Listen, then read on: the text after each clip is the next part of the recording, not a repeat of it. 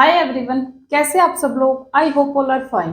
बच्चों, आज हम लोग अपना जो चैप्टर है केमिस्ट्री का चैप्टर करेंगे सोल्यूशन। ठीक है, जो टीजीटी एग्जाम के लिए मोस्ट इंपॉर्टेंट चैप्टर है। ठीक है, तो स्टार्ट करते हैं। सोल्यूशन। सोल्यूशन के अंदर मेनली आज हम कंसंट्रेशन टर्म करेंगे, लेकिन उससे पहले हम सोल्यूशन को समझेंगे कि सोल्यूशन क्या होता है। ठीक है, देखो सोल्यूशन क्या होता है बच्चों।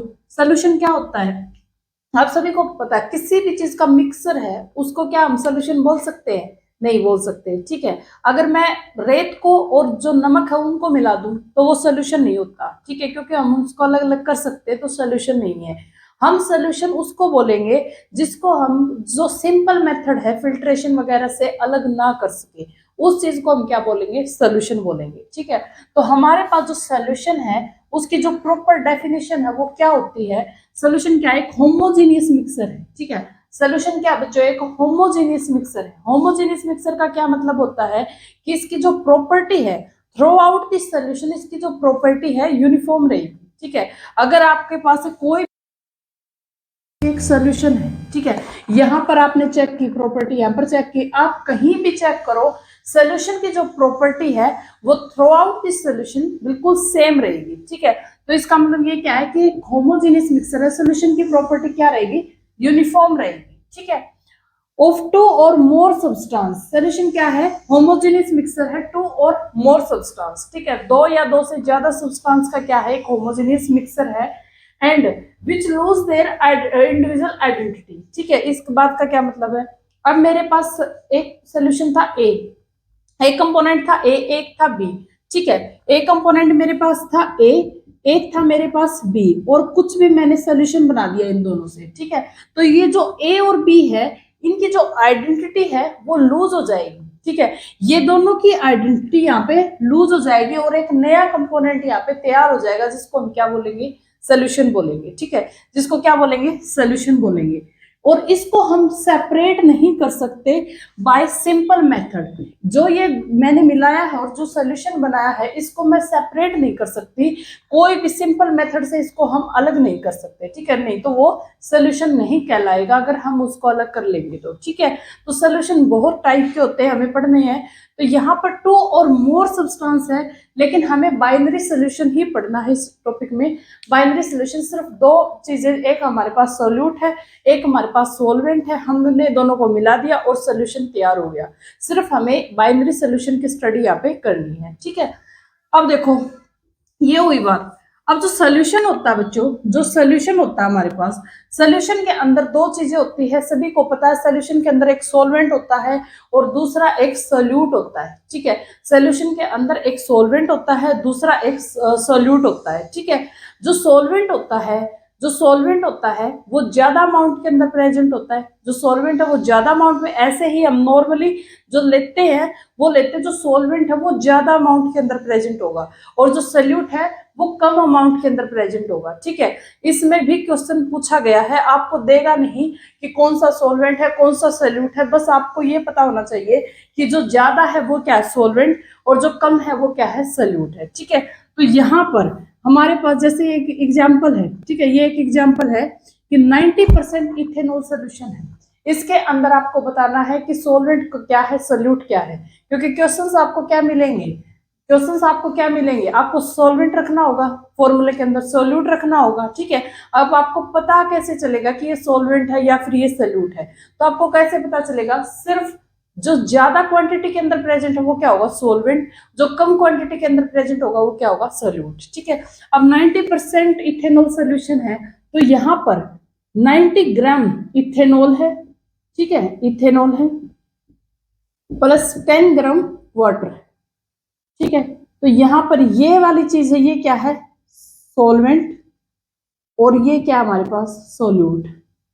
ठीक है, तो ये क्या है? सोल्यूट। वाटर भी सोल्यूट बन सकता है। ठीक है, वाटर भी सोल्यूट बन सकता है, ऐसा नहीं कि वाटर ऑलवेज सोल्वेंट रहे, ऐसा नहीं होता, वाटर भी सोल्यूट बन सकता है। ठीक है, तो इसके अंदर ये क्या है? 90 ग्राम वाटर और 90 ग्राम इथेनॉल, 10 ग्राम वाटर। ठीक है, अब अगर मैं इसी को यहाँ पर 10% इथेनॉल कर दूं तो यहाँ पर क्या हो जाएगा? 10 ग्राम इथेनॉल और 90 ग्राम वाटर, और यहाँ पर ये बन जाएगा सोल्यूट, ये मेरा बन जाएगा सोल्यूट और ये बन जाएगा सोलवेंट, ठीक है, ये बन जाएगा सोलवेंट। तो इस तरीके से आपको पता होना चाहिए कि सोल्यूट क्या होता है, सोलवेंट क्या होता है। और अब हमारे पास है कंसंट्रेशन टर्म, ठीक है, कंसंट्रेशन टर्म। कंसंट्रेशन जो टर्म है जो हमें करनी है, ये आपने सुनी होगी, मोलैरिटी है, नॉर्मेलिटी है, मोल फ्रैक्शन। मोल फ्रैक्शन तो मोस्ट इंपोर्टेंट है इसमें। तो ये जो इनको क्या बोलते हैं, कंसंट्रेशन टर्म बोलते हैं, ठीक है। तो कंसंट्रेशन टर्म है, इसकी भी दो क्लास होती है, ठीक है, इसकी भी दो क्लास होती है। सीधा क्वेश्चन इंपॉर्टेंट है, वैसे तो कंप्लीट टॉपिक ही इंपॉर्टेंट है, लेकिन जो ये वाली चीज है ये एज इट इज पूछी जा चुकी है कई बार, ठीक है। तो टू क्लासेस होती है इसकी, पहली वॉल्यूम रिलेटेड और दूसरी मास रिलेटेड। कंसंट्रेशन टर्म को हम दो पार्ट में डिवाइड करेंगे, जितनी भी कंसंट्रेशन टर्म करवाऊंगी वो दो पार्ट में डिवाइडेड होगी, एक वॉल्यूम रिलेटेड, दूसरा मास रिलेटेड, ठीक है। तो आपसे क्वेश्चन कैसे पूछेगा, मोलैरिटी, नॉर्मेलिटी, मोल फ्रैक्शन या फिर वेट बाय वेट, इनमें से आप बताओ कि वॉल्यूम रिलेटेड कौन सी है, मास रिलेटेड कौन सी है, या फिर टेम्परेचर डिपेंडेंट कौन सी है, टेम्परेचर इंडिपेंडेंट कौन सी है। ऐसे बिल्कुल डायरेक्ट आपसे पूछ लेगा, ठीक है। तो यहाँ से काफी बार पूछा गया है ये क्वेश्चन। इसको हम दो क्लास के अंदर डिवाइड करेंगे, सबसे पहले वॉल्यूम रिलेटेड, दूसरा मास रिलेटेड, ठीक है। इनमें जो वॉल्यूम रिलेटेड है, वॉल्यूम है किसी भी चीज का, तो वो बिल्कुल टेम्परेचर के ऊपर डिपेंड करता है, ठीक है। अगर आप टेम्परेचर बढ़ा देते हो तो वॉल्यूम एकदम से एक्सपेंड कर जाएगा, टेम्परेचर कम हो जाता तो वॉल्यूम, ठीक है। तो आप ये क्या है, टेम्परेचर के ऊपर डिपेंड करती है, ठीक है। तो टेम्परेचर के ऊपर डिपेंड करेगी, वॉल्यूम रिलेटेड है, तो हमारे पास इसमें कौन सी कंसंट्रेशन टर्म आएगी। सबसे पहले percentage by volume, percentage by volume. अभी हम करेंगे ये, मोलैरिटी है, वेट बाय वॉल्यूम परसेंटेज है, नॉर्मेलिटी है। ये चार पांच ऐसी है जो किसके ऊपर डिपेंड करती है, वॉल्यूम रिलेटेड है जो टेम्परेचर के ऊपर डिपेंड करती है, ठीक है। कंसंट्रेशन टर्म को हमने दो पार्ट में डिवाइड किया, वॉल्यूम रिलेटेड, मास रिलेटेड, ठीक है। वॉल्यूम रिलेटेड होती है जो टेम्परेचर के ऊपर डिपेंड करती है, मास रिलेटेड होती है जो टेम्परेचर के इंडिपेंडेंट होती है, क्योंकि मास टेम्परेचर के ऊपर डिपेंड नहीं करता। अब मास रिलेटेड कौन सी होगी, जो टेम्परेचर के इंडिपेंडेंट होगी। सबसे पहले मोलालिटी, ये है मोलैरिटी और ये है मोलालिटी, ठीक है। Weight by weight, ppm and mole fraction, यहाँ पे दिखाई नहीं दे रहा, मोल फ्रैक्शन, ठीक है। मोस्ट इंपॉर्टेंट है mole fraction, molarity, normality, molality सारी हमें करनी है। बिल्कुल क्वेश्चन बहुत ज्यादा पूछे जाते हैं, ठीक है। पीजीटी में भी पूछे जाते हैं और टीजीटी के अंदर भी पूछे जाते हैं। तो यहाँ से हमारे पास जो कंसंट्रेशन टर्म है उसको हमने दो क्लास में डिवाइड कर लिया, volume related and mass related, ठीक है। वॉल्यूम रिलेटेड क्या होती है, जो टेम्परेचर के ऊपर डिपेंड करती है। क्वेश्चन सीधा पूछेगा, मोलैरिटी, नॉर्मेलिटी, मोल फ्रैक्शन, इनमें से बताओ वॉल्यूम रिलेटेड कौन सी या फिर टेम्परेचर डिपेंडेंट कौन सी है, ठीक है। तो ऐसे डायरेक्ट क्वेश्चन पूछा जाता है। तो पहले स्टार्ट करेंगे मास रिलेटेड, ठीक है। सबसे पहले स्टार्ट करेंगे, कंसंट्रेशन टर्म है मास रिलेटेड, उसमें सबसे पहले है वेट बाय वेट, ठीक है। वेट बाय वेट, ठीक है। वेट का मतलब क्या होता है, वेट, मास, वेट का मतलब क्या होता है, मास। तो मास ऑफ दिस सॉल्यूट, कितना हमने सॉल्यूट का मास लिया है, मास ऑफ दिस सॉल्यूशन, सॉल्यूशन का मास कितना है, इंटू 100। ये तो इसका फॉर्मूला है जो आपसे डायरेक्ट पूछा जा सकता है। एक तरफ से आपको फॉर्मूले दिए जाएंगे, एक तरफ आपको molarity, normality, weight by weight, ppm ऐसे आपको देगा, ठीक है। तो आपको वो मिलवाएगा, मिलान करने दे सकता है, ठीक है। तो यहाँ पर वेट बाय वेट में क्या होगा, mass of this solute, solute का mass, mass of this solution, solution का मास इंटू 100, ठीक है। ये आपको फॉर्मूला याद हो गया। अब इसमें क्या है, इसमें क्या है, हमसे न्यूमेरिकल में क्या देगा, मास देगा सॉल्यूशन का, ठीक है। मास देगा किसका, सॉल्यूट का, और या फिर मास दे सकता है आपको सोलवेंट का, कैसे भी करके दे सकता है। तो न्यूमेरिकल से हम क्या करेंगे, इसको सोल्व करेंगे। 100 ग्राम NaCl दे रखा हमें, ठीक है। 100 ग्राम NaCl डिजोल्व कर रखा, 100 ग्राम वाटर। अब ये तो है नहीं, आप बिल्कुल पहचान सकते हो कि कौन सा सॉल्यूट है और कौन सा सोलवेंट है और कौन सा सॉल्यूशन है, ठीक है। 100 ग्राम NaCl है, ठीक है, 10 ग्राम NaCl है, डिजोल्व किया किसमें, 100 ग्राम वाटर में, ठीक है। तो ये हमारे पास क्या था, सोल्यूट, ये हमारे पास क्या है, सोलवेंट, ठीक है। और ये क्या बन गया, कितना हो गया, जुड़ेगा तो इतना ही होएगा, ठीक है। ये क्या बन गया हमारे पास, सोल्यूशन, ये क्या बन गया, सोल्यूशन, ठीक है। तो सोल्यूट का मास कितना दे रखा है, 100 ग्राम, ठीक है। सोल्यूशन का मास कितना दे रखा है, 110 इंटू 100। तो ये हमारे पास क्या आ जाएगा, वेट बाय वेट परसेंटेज, क्या आ जाएगा, वेट बाय वेट परसेंटेज। यहाँ पर जो गलती होती है वो ये होती है कि हम यहाँ पर सोल्यूशन का मास नहीं रखते, हम यहाँ पे सीधा सोलवेंट का मास रख देते हैं सोल्यूशन का मास समझकर, ठीक है। तो ये सोल्यूशन का मास नहीं है, ये सोलवेंट का मास है, ये बिल्कुल याद रखनी है, ठीक है। तो ऐसे हम यहाँ से निकाल सकते हैं। एक क्वेश्चन और करते हैं इसका। अब जो हमारे पास वेट बाय वेट है उसका जो दूसरा न्यूमेरिकल कैसे आ सकता है हमारे पास, कि अगर क्वेश्चंस के अंदर डेंसिटी गिवन हो तब हम कैसे निकालेंगे, ठीक है। क्वेश्चन में डेंसिटी गिवन हो तब हम कैसे निकालेंगे। क्या दे रखा है, 10 ग्राम NaCl present in 100 ml solution में दे रखा है, ठीक है। 10 ग्राम NaCl दे रखा है कहां पर, 100 ml of solution, find weight by weight निकालना है, फाइंड वेट बाय वेट निकालना। यहाँ पर देखो सबसे पहले आप है ना इसका फॉर्मूला लिखोगे, ठीक है। वेट बाय वेट का फॉर्मूला क्या है, mass of solute, mass of solute, mass of solution into 100, ठीक है। सबसे पहले आप ये लिखोगे। अब देखो मास ऑफ सॉल्यूट तो आप लोगों को गिवन है 10 ग्राम है, मास ऑफ सॉल्यूट तो गिवन है 10 ग्राम NaCl है, इतने सोल्यूशन के अंदर गिवन है, ठीक है।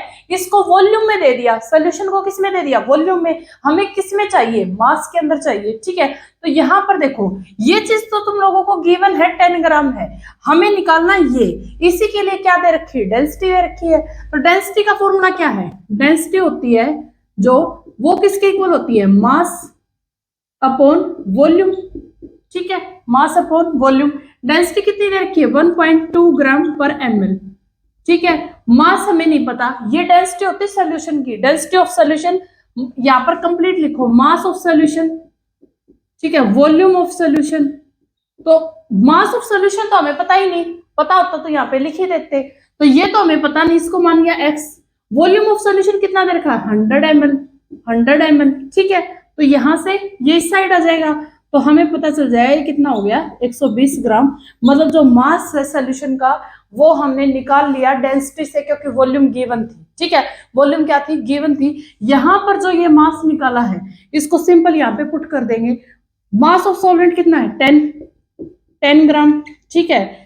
मास ऑफ सॉल्यूशन कितना है, 120 ग्राम इंटू 100, ये हमारे पास क्या आ जाएगा, वेट बाय वेट आ जाएगा। ऐसे आपसे क्वेश्चन पूछे जाते हैं, ठीक है।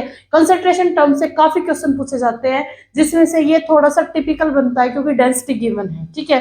डेंसिटी गिवन आपको पता होना चाहिए, डेंसिटी किसकी, सोल्यूशन की है। हमें क्या निकालना, मास ऑफ सोल्यूशन चाहिए हमें यहाँ पे, और वॉल्यूम ऑफ सोल्यूशन इसने दे रखा है, ठीक है। तो सिर्फ वैल्यू ही पुट करनी, बिल्कुल इजी क्वेश्चन था। अब सेकंड हमारे पास वेट बाय वेट हम कर चुके, वॉल्यूम बाय वॉल्यूम, ठीक है। वॉल्यूम परसेंटेज बोल सकते हो, वॉल्यूम बाय वॉल्यूम परसेंटेज, ठीक है। तो ये क्या होता है, देखो वॉल्यूम वॉल्यूम मतलब वॉल्यूम ऑफ सॉल्यूट, ठीक है, volume of solution into 100, volume of solute, volume of solution into 100 क्या हो जाएगा, वॉल्यूम परसेंटेज, ठीक है, वॉल्यूम बाय वॉल्यूम परसेंटेज। अब देखो अगर तुम्हें क्वेश्चन ऐसे मिल जाए, NaCl का सोल्यूशन है इस 7% वॉल्यूम बाय वॉल्यूम परसेंटेज, तो क्या करोगे, ठीक है। अगर क्वेश्चन तो ऐसे ही मिलेगा, इस NaCl सोल्यूशन इस 7% वॉल्यूम बाय वॉल्यूम परसेंटेज, तो 7%, ठीक है, वॉल्यूम बाय वॉल्यूम, इसका क्या मतलब है, 7 ml, क्योंकि यहाँ पे वॉल्यूम है, 7 ml सोल्यूट या फिर 7 ml NaCl present in 100 ml solution, ठीक है। इस बात का यही मतलब है, इस लाइन का ये मतलब बनता है कि 7 ml NaCl है वो प्रेजेंट है 100 ml सोल्यूशन में, ठीक है। और हमारे पास वेट बाय वॉल्यूम परसेंटेज, ठीक है, वेट बाय वॉल्यूम परसेंटेज। देखो वेट बाय वॉल्यूम से क्या समझते हो, वेट किसका, सोल्यूट का, ठीक है, बाय वॉल्यूम मतलब सोल्यूशन की। तो यहां से ये मोस्ट इंपोर्टेंट है, बहुत टाइम पूछा जा चुका है। वेट बाय वॉल्यूम क्या होता है, mass of solute volume of solution into 100, ठीक है। Mass of solute volume of solution into 100 क्या होता है, वेट बाय वॉल्यूम परसेंटेज होता है, ठीक है। क्वेश्चन ऐसे मिलेगा तुम लोगों को, ठीक है। A sugar solution is 4% weight by volume percentage, ठीक है। शुगर का सोल्यूशन है 4% वेट बाय वेट का क्या मतलब है, 4 gram sugar present in 100 ml of solution, ठीक है, 100 ml ऑफ सोल्यूशन, इस लाइन का ये मतलब है, ठीक है।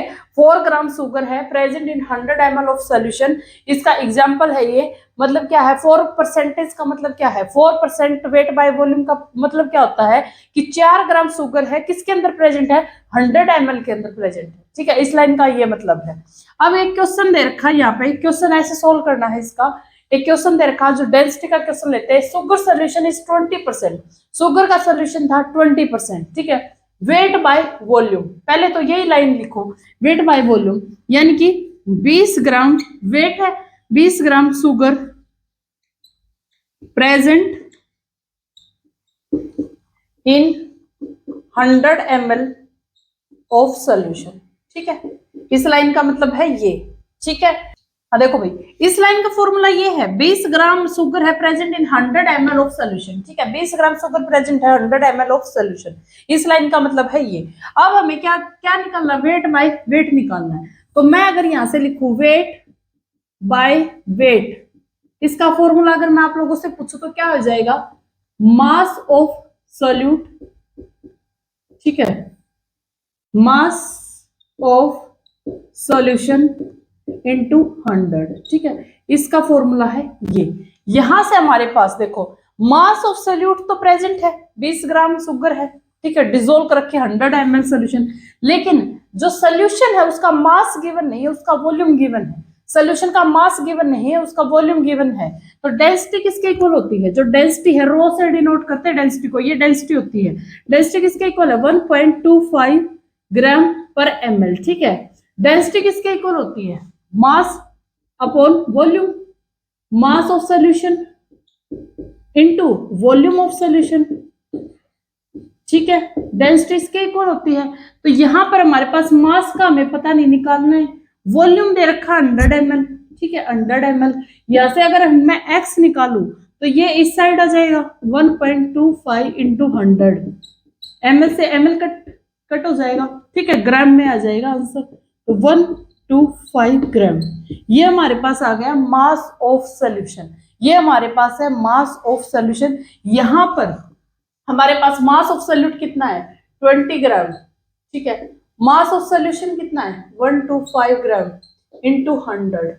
तो ऐसे हम निकाल सकते हैं, ठीक है।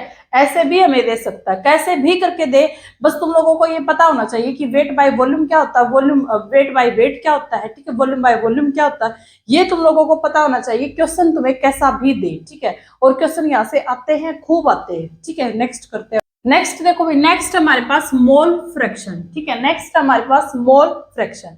मोल फ्रैक्शन क्या होता है, इस कंप्लीट चैप्टर के अंदर मोल फ्रैक्शन का यूज होएगा, अच्छे से इसको समझना, ठीक है। अलग से भी क्वेश्चन पूछे जाते हैं मोल फ्रैक्शन से, और चैप्टर के अंदर भी इसका बहुत यूज है। देखो मोल फ्रैक्शन क्या होता है, ratio between number of moles of one constituent of solution and total number of moles, ठीक है। ये किताबी डेफिनेशन है, ये बुक के अंदर आपको यही डेफिनेशन मिलेगी, ठीक है, लेकिन हमें इसको समझना क्या बोल रहा है। एक बार डेफिनेशन को छोड़ दो, ऐसे देखो, ये कोई भी पिकर था मेरे पास, ठीक है, ये कोई भी पिकर था, ये कंपोनेंट ए है, ये कंपोनेंट बी है, इन दोनों को मैंने मिला दिया और सोल्यूशन तैयार हो गया, ठीक है। एक कंपोनेंट ए है, एक बी है, दोनों को मिला दिया और सोल्यूशन तैयार हो गया। अब जो अगर मैं आप लोगों से बोलूं कि नंबर ऑफ मोल्स है ए के, ए कंपोनेंट के नंबर ऑफ मोल्स है 1 और बी कंपोनेंट के नंबर ऑफ मोल्स है 3, ठीक है। नंबर ऑफ मोल्स इसके 1 है, इसके नंबर ऑफ मोल है 3। तो हमें क्या बताना है, मोल फ्रैक्शन बताओ, मोल फ्रैक्शन क्या होता है। तो डायरेक्टली मोल फ्रैक्शन अगर मुझे निकालना पड़े ए का, अलग अलग से पूछूंगी मैं, मोल फ्रैक्शन मुझे ए के बताओ या फिर मोल फ्रैक्शन मुझे बी के बताओ, तो आप कैसे निकालोगे। अगर मोल फ्रैक्शन ए के पूछे हैं, नंबर ऑफ मोल्स ऑफ ए के नंबर ऑफ मोल्स कितने दे रखे हैं, 1, ठीक है। ए के नंबर ऑफ मोल्स कितने, यहाँ पे लिख देती हूँ, ए के नंबर ऑफ मोल्स कितने दे रखे हैं, 1, ठीक है, upon number of moles of A, number of moles of A 1, number of moles of B कितने हैं, 3। तो 1/4 क्या आ जाएगा, मोल फ्रैक्शन, 1/4 क्या आ जाएगा, मोल फ्रैक्शन, ठीक है।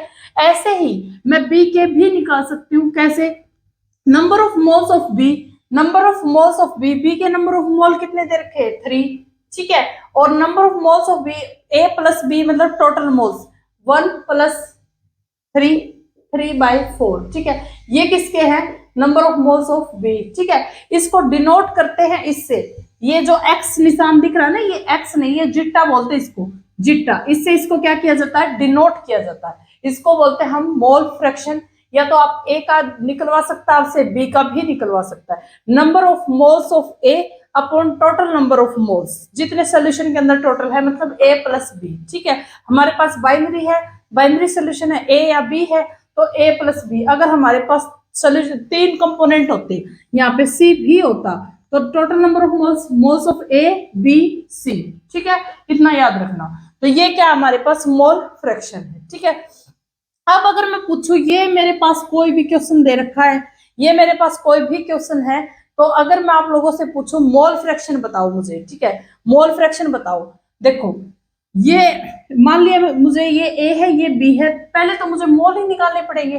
पहले तो आपको क्या करना पड़ेगा, मोल निकालने पड़ेंगे। अब तक तो मोल निकालना सीख ही लिया होगा आप लोगों ने, ठीक है। तो मोल कैसे निकालोगे, NaOH के मोल कैसे निकालोगे, नंबर ऑफ मोल्स NaOH के कैसे निकालोगे, given mass upon molecular mass, इसी फॉर्मूले से निकालते हो कि मास कितना दे रखा है 80 ग्राम, ठीक है। मोलिकुलर मास कितना है NaOH का, Na का कितना है 23, ऑक्सीजन का कितना है 16, हाइड्रोजन का कितना 1, यानी कि कितना आ गया 40। तो मोलिकुलर मास कितना है 40 ग्राम, तो कितना आ जाएगा 2। ये क्या है, number of moles, number of moles कितने हो गए 2, इसके नंबर ऑफ मोल्स कितने हो गए 2, ठीक है। नंबर ऑफ मोल्स अगर मैं H2O के निकालूं तो कितना आ जाएगा, गिवन मास कितना है 18 ग्राम, मोलिकुलर मास हाइड्रोजन का 1, 2 इंटू 1 2, ऑक्सीजन का कितना है 16, तो कितना आ गया 18, ठीक है। तो यहाँ पे क्या आ जाएगा 18 यानी कि 1। तो number of moles hydrogen H2O के कितने हो गए 1, और इसके NaOH के कितने हैं 2।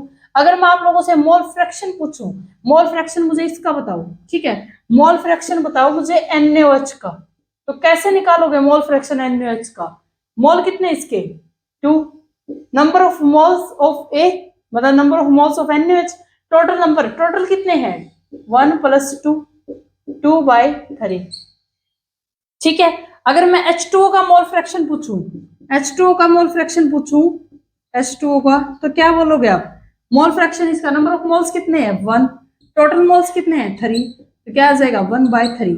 अगर देखो ये तो हम लोगों ने मोल फ्रैक्शन निकालना सीख लिया, ठीक है। अगर इन दोनों को आपस में ऐड कर दे, ठीक है, इन दोनों को आपस में ऐड कर दे कि मोल fraction of NaOH plus mole fraction of H2O, तो किसके इक्वल है 2/3 प्लस 1/3 इज इक्वल टू 1। ये बात बिल्कुल याद रखनी है कि जब भी मोल फ्रैक्शन को जोड़ा जाता है तो किसके इक्वल होएगा 1, ठीक है। अगर आप लोगों को क्वेश्चंस के अंदर, देखो एक चीज अच्छे से समझना, क्वेश्चन के अंदर अगर आप लोगों को एक चीज नहीं दे रखी और ये दे रखा कंप्लीट, ये नहीं दे रखा, तो आप डायरेक्टली इसको निकाल सकते हो, मोल फ्रैक्शन बी को निकाल सकते हो, इससे उस साइड ले जाकर 1 में से माइनस कर दोगे, ठीक है। तो ये बिल्कुल डायरेक्ट आप निकाल सकते हो। ये हमारे पास क्या है मोल फ्रैक्शन। एक बार फिर से रिपीट कर देती हूँ, मोल फ्रैक्शन क्या होता है, मोल फ्रैक्शन अब डेफिनेशन समझ में आ जाएगी। रेशियो होता है number of moles of one constituent, number of moles ले लिया एक कॉन्स्टिट्यूएंट का और टोटल मोल्स ले लिया, ठीक है, टोटल मोल्स ले लिया सॉल्यूशन के, टोटल मोल्स ले लिए सॉल्यूशन के एक कॉन्स्टिट्यूएंट का अपॉन टोटल मोल्स ले लिए सॉल्यूशन के, ठीक है। ये क्या होता है हमारे पास मोल फ्रैक्शन। जीटा से इसको क्या करते हैं डिनोट करते हैं। कंप्लीट चैप्टर के अंदर इसका यूज है। मोल फ्रैक्शन को निकालना आपको आना चाहिए, ठीक है। यहां से हम मोल फ्रैक्शन को निकाल सकते हैं। ये फॉर्मूला बिल्कुल याद रखना, mole fraction of A plus mole fraction of B किसके इक्वल होता है 1 के इक्वल होता है, ठीक है। तो ये हमारे पास क्या है मोल फ्रैक्शन, ऐसे भी इसको डिनोट कर सकते हैं, ठीक है। अब है हमारे पास पार्ट्स पर मिलियन, ठीक है, पार्ट्स पर मिलियन भी होता है, एक पार्ट्स पर बिलियन भी होता है, ठीक है। तो ये पार्ट्स पर मिलियन क्या होता है मिलियन, ठीक है। मिलियन का क्या मतलब 10 की पावर 6 पार्ट्स, ठीक है, 10 की पावर 6 पार्ट्स, 10 की पावर 6 पार्ट्स मतलब कि 10 के पावर 6 पार्ट्स में से हमें सल्यूट के मॉलिक्यूल देखने कितने हैं, ठीक है। जैसे एग्जांपल सुक्रोज है 3 पार्ट्स पर मिलियन दे रखा इन सोल्यूशन। इस बात का क्या मतलब है, सुक्रोज दे रखा 3 पार्ट्स पर मिलियन इन सोल्यूशन के अंदर, ठीक है। इस बात का क्या मतलब है 3 ग्राम सुक्रोज, 3 ग्राम सुक्रोज किसके अंदर है 10 की पावर 6 ग्राम ऑफ सोल्यूशन, इतनी सुक्रोज प्रेजेंट होती है इसके अंदर, ठीक है। पार्ट्स पर मिलियन से ये याद रखना, 10⁶ पार्ट्स के अंदर है, इतनी ग्राम सुक्रोज है, किसके अंदर प्रेजेंट है, 10⁶ ग्राम ऑफ सोल्यूशन के अंदर क्या होती है, प्रेजेंट होती है, ठीक है। अब इसका फॉर्मूला आपको बिल्कुल याद होना चाहिए, क्योंकि आपको देखो डायरेक्ट यहाँ पे फॉर्मूले देकर यहाँ पर इनके ये दे सकता है मोलैरिटी का, नॉर्मेलिटी का, पीपीएम का, ऐसे आपसे पूछेगा कि ये फॉर्मूला सही है गलत है, ऐसे करेगा, ठीक है। तो ये आपको फॉर्मूला याद होना चाहिए। नंबर ऑफ पीपीएम का क्या होता है, मतलब इसका फॉर्मूला क्या है, मास सल्यूट का, कितना मास है, मास ऑफ सोल्यूशन इंटू 10⁶ याद रखना, क्योंकि ये क्या है, पार्ट्स पर मिलियन है, मिलियन मतलब 10⁶, ठीक है, 6 पार्ट्स के अंदर, ये हमारे पास क्या था, पार्ट्स पर मिलियन।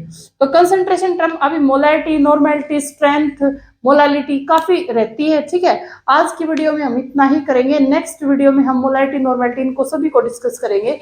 टीजीटी साइंस के लिए मोस्ट इंपोर्टेंट है ये कंसंट्रेशन टर्म, यहाँ से क्वेश्चन पूछे जाते हैं, ठीक है।